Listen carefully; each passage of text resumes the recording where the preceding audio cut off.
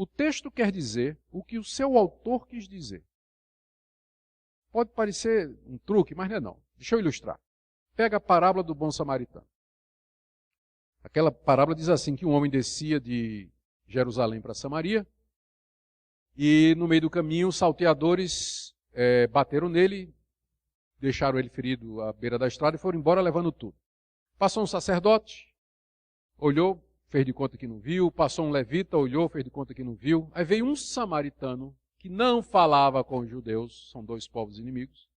Mas o samaritano viu o coitado do judeu espancado, e aí se apiedou dele, botou bálsamo nas feridas dele, colocou sobre o seu jumento, levou para uma hospedaria, deu 2 dinheiros lá, 2 denários ao dono da hospedaria e disse, cuide dele até que eu volte.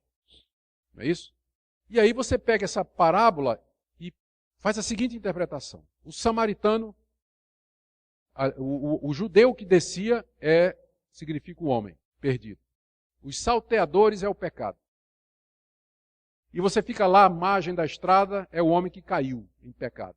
O levita e o sacerdote significa a lei que não pode salvar. O bom samaritano é Jesus, que derrama seu sangue, o vinho, nas feridas, levanta a pessoa, o ferido, novo nascimento, coloca em cima do jumento, que é o evangelista, e leva para a estalagem, que é a igreja. E diz para o dono da estalagem, que é o pastor, tem aqui 2 moedas, que é o batismo e Santa Ceia. Cuida dele até que eu volte, segunda vinda. Qual o problema com essa interpretação? Tem alguma coisa errada na interpretação?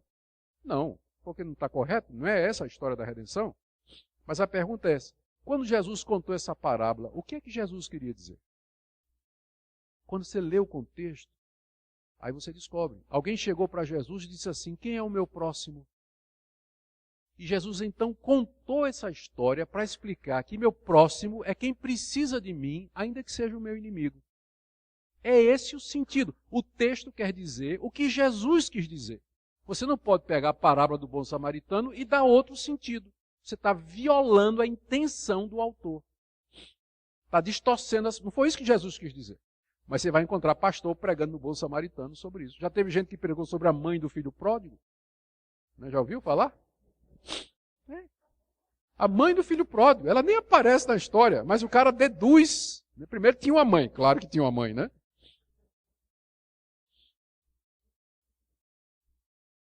Então, o texto quer dizer o que o autor quer dizer. Sua primeira pergunta, quando você está interpretando a Bíblia, é o seguinte. O que é que Jesus quis dizer? O que é que Paulo quis dizer? Você não pode dar interpretações diferentes diferente da intenção do autor do texto, porque você mesmo não gostaria se alguém fizesse isso com uma coisa que você escrevesse, não é verdade? Você às vezes coloca uma coisa na internet, no Facebook, no Twitter, e alguém distorce as suas palavras. Você fica brabo, não fica? Epa, não foi isso que eu estou dizendo, não. Como é que você acha que Deus se sente quando você faz a mesma coisa com a Bíblia, né?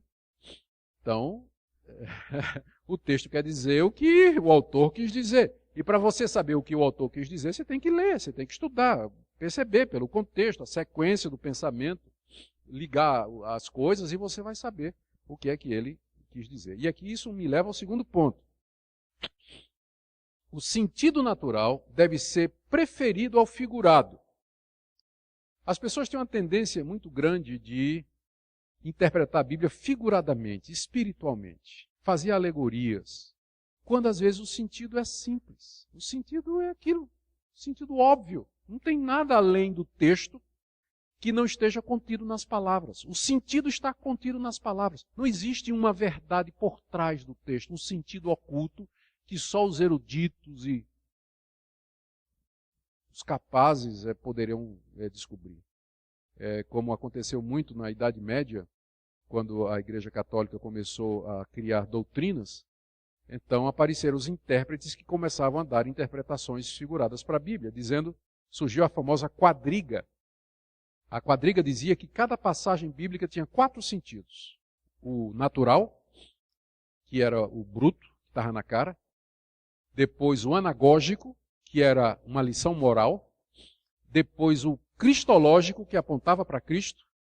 E o espiritual, que era o que tinha a ver com a minha salvação. Então, por exemplo, quando encontrava a palavra Jerusalém, Jerusalém significava, primeiro, a capital de Israel, segundo, a igreja que está no céu, terceiro, o meu lar celestial quando eu morrer, e quarto, significa a maneira que eu devo andar nesse mundo.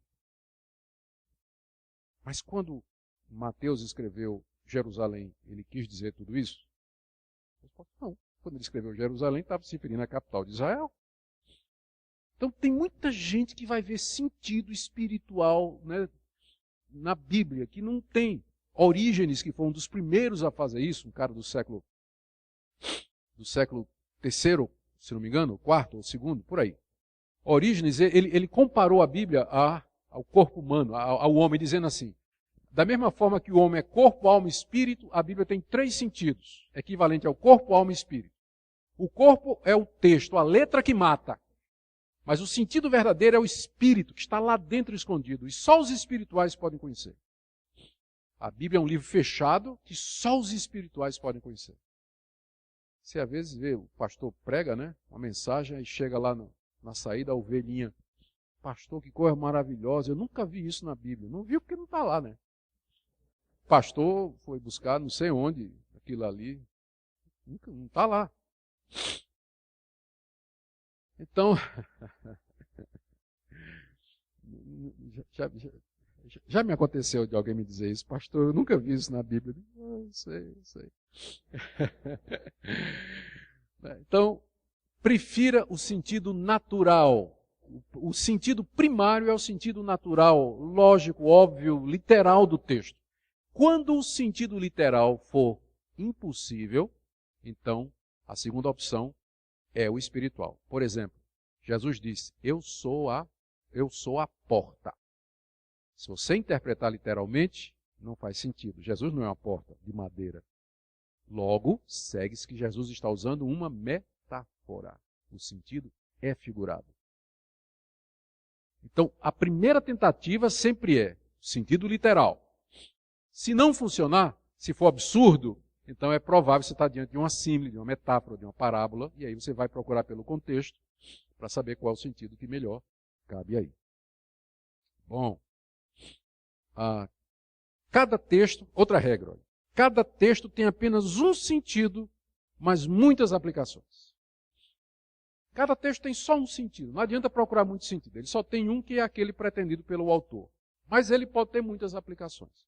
Salmo 23, o Senhor é meu pastor, nada me faltará. Qual o sentido disso aí?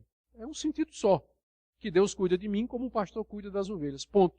Mas esse texto pode ser aplicado quando eu estou doente, quando eu estou desempregado, quando eu estou numa crise, quando eu estou me sentindo sozinho. Ele tem muitas aplicações, mas são derivações ou extensões do sentido, do único sentido do texto. É porque as pessoas acham que a Bíblia tem muitas... Não vê o pessoal dizendo isso? Não, a Bíblia tem muitas interpretações, você pode interpretar de qualquer maneira. Peraí, como interpretar de qualquer maneira? Você queria que alguém fizesse isso com o seu contrato de trabalho, lá na sua empresa? Seu chefe dissesse: tem muitas interpretações, vou diminuir o teu salário. Você queria? Mas por que? Não quer, né? Mas quando chega na Bíblia, né, cada um quer interpretado de qualquer jeito. É por isso que tem essa confusão aí. Porque tem algumas regrinhas simples, né, que eu estou dizendo aqui, que nos ajudam.